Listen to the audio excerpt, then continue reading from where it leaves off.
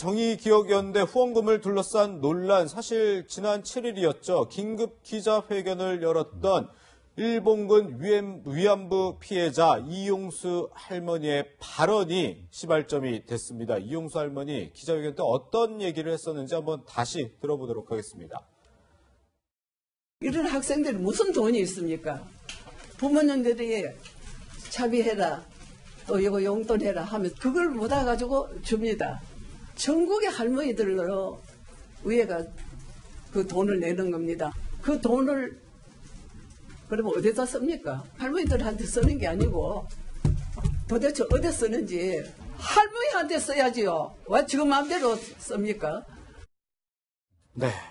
이용수 할머니 같은 경우는 왜 이런 기부금, 성금 이런 거를 할머니들한테 쓰지 않느냐 이렇게 얘기를 한 거였는데, 그래서 어제 이 정의기억연대 이 수요 집회 같이 하고 있는 단체잖아요. 여기서 해명 기자회견을 했는데 최근 3년 동안 우리는 한 41% 정도를 이 할머니들 지원하는 데 썼다 이렇게 해명을 했거든요. 예. 왜 41%만 썼냐는 거죠. 네. 많은 사람들이 이제 문제 제기하는 게 그 부분입니다. 네네. 그러니까 필요 경비가 발생할 수 있습니다. 네네. 일을 하는 과정에서. 자, 그렇더라도 그 필요 경비는 가능한 한 최소화하고 예. 그러니까 그 할머니들에게 최대한 많은 혜택이 돌아갈 수 있도록 해야 이게 본래 정신에 맞는 거 아니겠어요? 네. 기부하신 분들의 의도도 이제 그럴 거라고 보는데, 자, 그런데 일단은 이제 금액이 생각보다 굉장히 적게 할머니들에게 돌아갔기 때문에 이게 1차적으로 논란이 되는 일부가 생각하기에는요. 그 다음에 이제 그 기부금 사용과 관련해서 지금 이제 회계 관련해서 네. 좀 부정이 있다. 이런 의혹이 또 추가로 좀 또 제기가 돼 있는 그런 그 상황인데요. 네. 그런데 이 의혹이 이런 문제 제기가 이번에 처음 나온 게 아닙니다. 아, 그래요? 2004년에 그 할머니들이 이 모임이 있었어요. 무궁화회라고 하는 데가 있었는데요. 예. 거기서 이미 1차 한번 문제 제기를 했습니다. 네. 아니 이 단체 만들어가지고 우리 돕겠다고 하면서 별로 우리한테 실질적으로 도움이 되는 게 없고, 네. 그리고 이 사람들이 많은 기부금을 받아서 처리를 하는 것 같은데 이게 어떻게 처리한지도 잘 모르겠고. 네네. 그래서 이미 그 당시에 그 문제 제기가 한번 됐던 바가 있습니다. 아, 그랬었군요. 그 연장선에서 보자면, 네. 그러니까 이건 약간 예고된 그런 그 참사가 아니었나 이런 생각도 좀 들고요. 예. 그리고 그러니까 지금 정의연이라고 하는 것이 정대협으로부터 정의기억연대로 바뀌었죠. 거잖아요. 예, 그렇죠. 그런데 지금 정대협은 또 여전히 또 존재하고 있어요. 정대협이라고 하는 단체를 또 그 이름을 악용할 우려 때문에 이제 자기네들이 그건 그대로 유지하고 있다라고 하는데, 예. 그러니까 정대협으로부터 정의연으로 이렇게 바꾸게 된 그런 경위도 예. 조금 의심이 간다. 그러니까 이게 회계 처리가 반드시 이게 금전적인 문제하고 연관이 돼 있는지는 모르겠으나, 예. 왜 그렇게 이렇게 갑자기 단체명을 바꾸고 그런 식으로 했는지 그 부분에 대해서도 조금 더 이거는 좀 심층적으로 조사가 좀 필요한 사안이 아닌가 이렇게 생각을 합니다. 네. 네. 그런데 변호사님, 이 기부금 사용 내역을 보면은 이게 이제 위안부 한일 합의가 무산이 돼서 국민들이 기부금을 모아서 할머님들에게 드렸었던 2017년을 제외하면 2018년과 2019년은 기부 수입 중에서 피해자 지원 사업비로 돌아간 몫이 이제 한 자릿수대밖에 안 된다, 이런 지적도 있더라고요. 굉장히 적죠. 그러니까 여기에 대해서는 정의연 측은 어떻게 얘기를 하고 있냐면, 단체 설립 취지가 반드시 피해자 할머니들의 생활 안정만을 목적으로 하는 것은 아니다, 이렇게 얘기를 합니다. 지금 보시면 이사장 얘기해 보세요. 생활 안정만을 위한 인도적 구호단체가 아니다. 저 얘기는 원론적으로 틀린 얘기는 아닙니다. 왜냐하면 여러 가지 활동이 있지 않겠습니까? 예를 들어 일본에도 그 위안부 문제를 제기하는 단체가 있고, 그 국제적 연대도 해야 될 거고, 일을 하다 보면 홍보 사업도 좀 해야 될 거고, 일을 하다 보면 아무래도 그 직원분들 무료 봉사할 수는 없지 않겠습니까? 예. 인건비도 나가고 여러 가지 고정비가 나갈 거예요. 그건 저희도 이해해요. 네. 다만 이 사장의 얘기 중에서 제가 하나 반박을 하자면, 예. 피해자 할머니들의 구호만을 위한 단체 아니다라는 것은 맞지만, 네네. 가장 중요한 목적은 피해자 할머니들 구호, 이거 아니겠어요?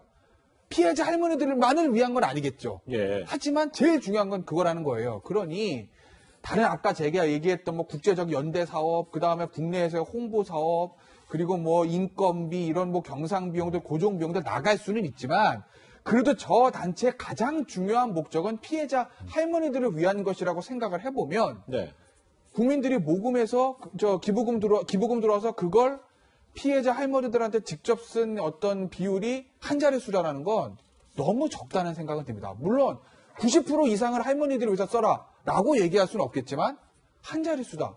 이건 아마 너무 적는 거 아닌가. 2018년과 2019년에는요. 그렇죠. 그러니까 그런 부분에 대한 좀 어떤 해명은 좀 있어야 될 거로 봐요. 네. 아니 그동안에요. 그러니까 이 정대협도 그렇고 정의연 쪽에서 계속 뭐라 그랬습니까? 그리고 많은 언론에서 계속 이야기했던 게 뭐냐면 지금 할머니들 몇 분 남아 계시지도 않고 네. 지금 뭐 이 굉장히 연로하셔가지고 예, 예. 이분들 지금 사실날도 얼마 지금 안 남았고 그래서 굉장히 안타까움을 많이 표시하면서 이분들 살아계신 동안에라도 최대한 빨리 해결을 해야 많은 된다. 지원도 좀 해드리고 뭐 해결도 하고 그러자는 얘기를 이 단체들이 앞장서서 이야기를 했단 말이에요. 모두 국민들의 생각도 예, 그러면 이분들 돌아가시기 전만에 잘 모시는 것만 했더라도 예. 국민들이 굉장히 칭찬을 하지 않았겠습니까? 예. 그런데 결과적으로 보면 잘 모시지 못한 거 아니에요. 그러니까 잘 모셔야 되는 것들, 이분들을 가장 잘 관리를 해야 된 그 일 자체, 어떻게 보면 가장 주업에 해당하는 그거 자체를 소홀히 한 거나 다름없기 때문에 어제 그런 해명도 사실은 굉장히 옹색한 해명이었다. 저는 그렇게 생각합니다. 네. 일단 뭐 이 위안부 피해자들을 지원하는 활동 자체가 뭐 직간접적인 뭐 지원도 있겠지만 뭐 해외 홍보라든지 교육 사업 이런 부분도 있다고 일단 해명을 하고 있기 때문에 이 부분은 조금 더 저희가 추이를 좀 지켜봐야 될 것 같은데 아까 우리 이종훈 평론가께서 회계 얘기를 해주셨는데 지금 그래서 지금 크게 눈에 띄는 두 가지가 지금 얘기가 나오고 있어요. 한 가지는 2019년도의 기부금품 지출 명세서를 보면 이 국세청 자료인데 이 상주 회사에 한 1,170만 원 정도인가요? 이 1,100만 원 정도를 지출을 했는데 이게 문제는 저 상주 회사가 무료로 이렇게 이 정의연 쪽에 봉사 비슷하게 좀 해주는 곳인데 네. 우리는 기부금을 받은 적 없다 이렇게 좀 말이 엇갈리고 있는 부분이 다소 좀 논란이 되고 있거든요. 아, 그렇죠. 그러니까 이제 상조회사 입장에서는 본인들은 오히려 본인들이 지금 기부를 한 거나 다름없잖아요. 무료로 해주셨어요. 그죠? 예. 그러니까 우리가 오히려 좀 도움을 드렸는데 우리한테 비용 지출이 된 거로 이렇게 회계 처리가 됐다? 이게 네. 좀 납득이 안 가는 그런 이제 부분인 거죠. 예. 그러니까 당연히 그 회사 쪽에서는 좀 의아해할 수밖에 없는 그런 부분인 거고. 예. 자, 그런데 정의연 쪽에서는 뭐라고 해명하냐 하면, 그거 다시 한번 알아보겠다. 지금 이렇게만 얘기를 하고 있어요. 그러니까 동아일보 보도상 그렇죠. 예. 그러니까 이런 부분이 이거 하나만 이제 있었으면 이제 문제가 없는데 예. 이런 것들이 지금 여러 곳에서 발견이 되는 것이 지금 더 문제인 거죠. 네. 예. 그렇기 때문에 지금 논란이 되고 있는 겁니다. 예. 지금 2018년도에 한 맥주집에서 지출한 내역도 지금 논란인 것 같은데 보니까 3천만 원 정도 지출했다는 보도가 나왔는데 일단 여기에 대해서 정의연 측은 이거는 뭐 기부금은 아니고 보니까 사업비다 이렇게 반박을 하고 있습니다. 그러니까 아까도 제가 잠시 말씀드렸지만 정의연 활동을 하다 보면 여러 가지 홍보 사업도 하긴 해야 될 거예요. 네. 모금 행사도 해야 되고 뭐 저 기부자들 모아다가 그래도 이제 밥 먹고 식사하고 그런 거 행사하면서 모금하는 것들이 많지 않습니까? 그러니까 아마 그 맥주집에 모금 행사를 했던 것 같습니다. 그래서 이제 보면 그 맥주집에 비용이 한 3천만 원 정도 계산이 됐는데 저 언론 보도를 보면 네네. 일부 언론 보도를 보면 저 맥주집 사장을 인터뷰했더니 실제로 우리가 받은 거는 당시에 맥주나 어떤 행사 있을 때 비용을 한 900만 원 정도인데 내가 그 중에서 실비 빼고 나머지는 또 기부를 했기 때문에 실제로 받은 건 한 4,500만 원. 그러니까 원가만 많았다는 얘기거든요. 네. 그럼 3천만 원하고 거의 한 3,300만 원하고 4,500만 원이면 거의 뭐 3천만 원 정도 차이가 나잖아요. 예. 그 부분에 대한 이제 문제 제기가 있었어요. 아니, 너 맥주집에서 실제로 들어간 돈 얼마 되지도 않았다는데 왜 저렇게 많이 계산을 했냐? 예. 정의연 측 해명은 뭐냐면 당시 이제 모금 행사를 하면 맥주집에서 하는 것뿐만 아니라 뭐 홍보대 행사에도 돈이 들어갈 거 여기저기 경비가 들어갈 수밖에 없지 않겠습니까? 그 들어간 경비를 토탈로 해가지고 저 맥주집 이름으로 그냥 3,300만 원을 쓴 거지 실제로 저게 허위는 아니다라고 이렇게 얘기는 하는데 예. 네. 그 정의연 측 해명이에요.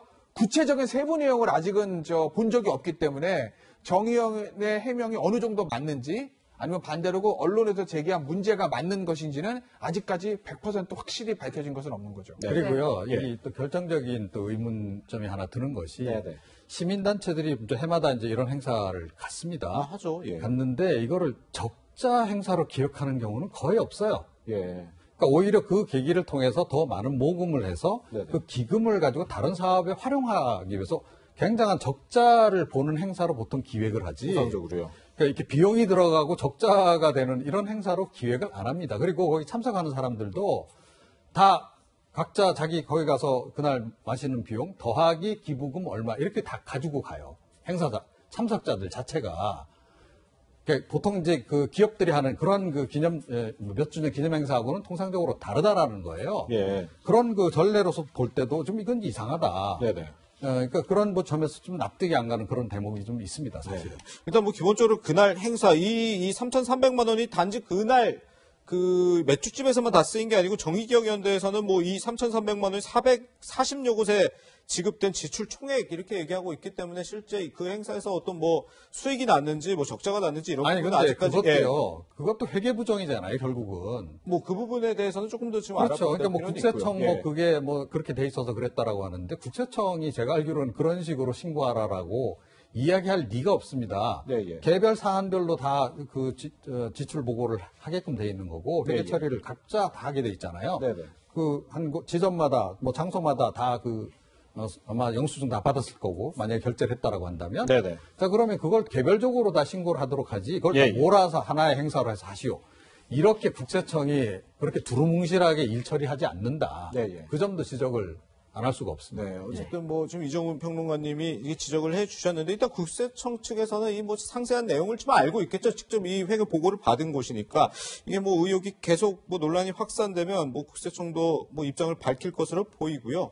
그래서 일단 뭐 정의기억연대는 이런 지금 각종 의혹에 대해서 문제가 없다는 입장인데 이게 명쾌하지 않기 때문에 많은 사람들이 또 세부 내용을 좀 공개하면 명확해지지 않겠느냐 이런 또 요구의 목소리도 나오고 있는데 이에 대해서도 어제 정의기억연대는 입장을 밝혔습니다. 한번 들어보시죠. 했는데요. 조용해 주세요.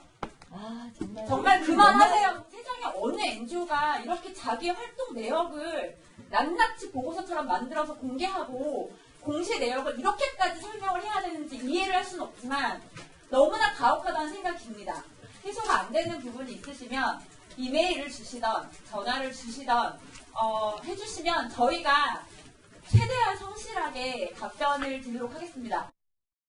사실 이게 이용수 할머니가 이렇게 좀 문제 제기를 한 부분이다 보니까 언론사들이 그러면 왜 이용수 할머니는 이렇게 지금 좀 분노를 하셨을까, 기자회견까지 열었을까라는 의혹을 저희가 뭐 많은 언론사들이 취재를 하고 있는 거겠죠, 그렇죠. 지금. 그래서 이제 저 기자회견에서도 언론사 이제 기자들은 좀 세부 내역을 좀 공개해주면 안 되겠냐 했는데 상당히 조금 뭐 민감한 반응을 보였어요. 이게 세부적으로 좀 공개해서 좀 이 의혹을 좀 명쾌하게 하자, 맞든지 틀리든지 이 요구가 좀 지나칠까요? 저는 지나치다고 보지 않아요. 왜냐하면 어찌됐든 이 논란이 해소가 안 되면 네. 문제가 있으면 문제가 있는 대로 정리를 하고 문제가 없으면 의혹을 깔끔하게 해소를 해야 그래야 할머니들과 저 단체 사이의 오해도 풀릴 거고 예. 앞으로도 제가 계속 기부는 받아야 되지 않습니까? 그럼요. 이제 이런 문제가 생기면 누가 이제 기부를 하겠어요. 네, 위안부 보호 활동 계속 해야 되니까요. 그럼요. 당연히 예. 해야 되는 거니까. 그러니 아마 저는 세부 내용을 공개하는 게 맞다고 보는데 이 보시면 물론 저 단체가 세부 내용을 공개할 법적인 의무가 있는 건 아니에요. 예. 하지만 정치적인 명분은 굉장히 부족하죠.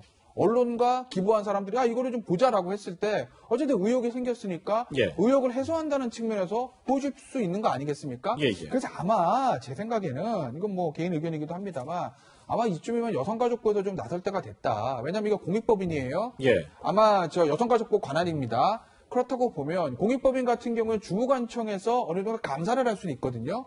문제가 있다고 지금 단정할 수 없죠. 의혹이 생기고 있으니 예. 주무관청인 여성가족부에서 감사를 한번 해서 예. 세부 내역을 봐서 문제가 있으면 바로 잡고 문제가 없다고 하면 여성가족부 명의로 우리가 다 봤더니 문제가 없습니다라고 해서 논란의 종결을 짓고 단체와 할머니 사이에 오해를 풀어야지 이거 그렇죠. 언제까지 끌고 가겠어요. 그러게요. 그러니까 아니, 여성가족부 나설 때가 됐다라고 저는 보는 거죠. 이제 코로나 사태 관련해서 신천지 신도 명단 다 공개했잖아요. 그거 왜 공개했습니까? 공개할 의무가 있는 건 아니에요. 네. 사회적으로 이슈가 되고 논란이 되기 때문에 그 의구심을 국민의 알 권리 차원에서 해소해야 될 필요성, 또 국민의 안전 이런 것 때문에 사실은 하는 거 아니겠어요? 그런 공익 목적이 이번 같은 경우는 분명한 겁니다. 일단 의혹 제기가 됐어요. 그것도 당사자인 그 할머니께서 한 분이 나서가지고 이렇게까지 공개적으로 예, 얘기를 예. 했다라고 한다면 네. 이거 그냥 넘어갈 수는 없는 거죠. 예. 그러니까 정부 당국도 당연히 나서야 되는 것이고요. 예, 예. 본인들도 스스로 빨리 이거를 좀 구체적인 자료를 공개하는 것이 맞다 이렇게 생각합니다. 알겠습니다. 네, 역사적인 비극인 이 위안부 문제가 논란거리가 되지 않도록 이런 성금 관련 의혹 말끔히 해소돼야 할 것 같습니다.